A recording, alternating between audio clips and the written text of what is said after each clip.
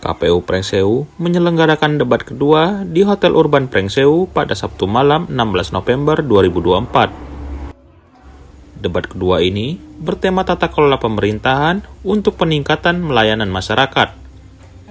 Debat ini juga disiarkan secara langsung di kanal YouTube KPU Pringsewu untuk ditonton masyarakat luas. Ketua KPU Pringsewu, Sofyan Akbar Pudiman mengatakan, debat kedua ini merupakan debat terakhir jelang pencoblosan di 27 November. Dirinya berharap masyarakat mampu menyimak semua pemaparan dari 4 calon kandidat di dalam debat.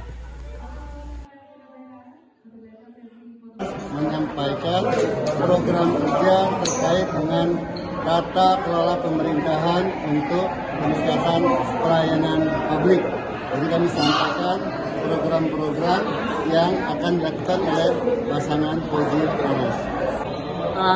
Tadi sudah saya paparkan ya di dalam penyampaian visi misi dan juga kebijakan ya yang akan kita lakukan ke depan.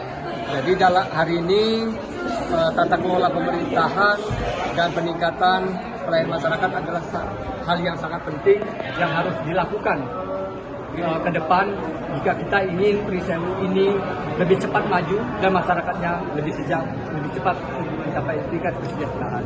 Tapi adalah filosofi, di situ banyak sekali filosofi. Tatkala kita misalkan kurang pengetahuan atau tidak anti kritik, maka berarti kopinya kurang kental. Ya kan, itu adalah salah satu filosofi.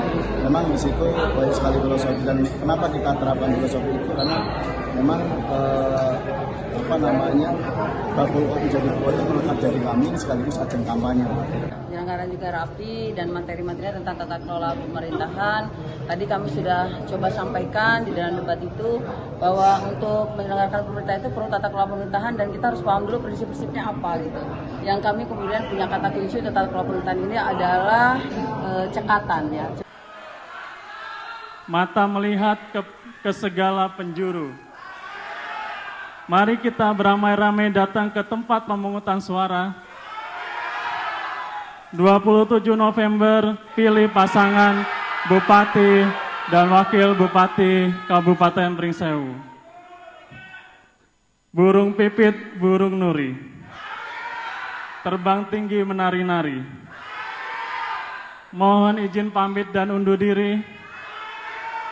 Telah 10 tahun mengabdi, KPU selalu di hati.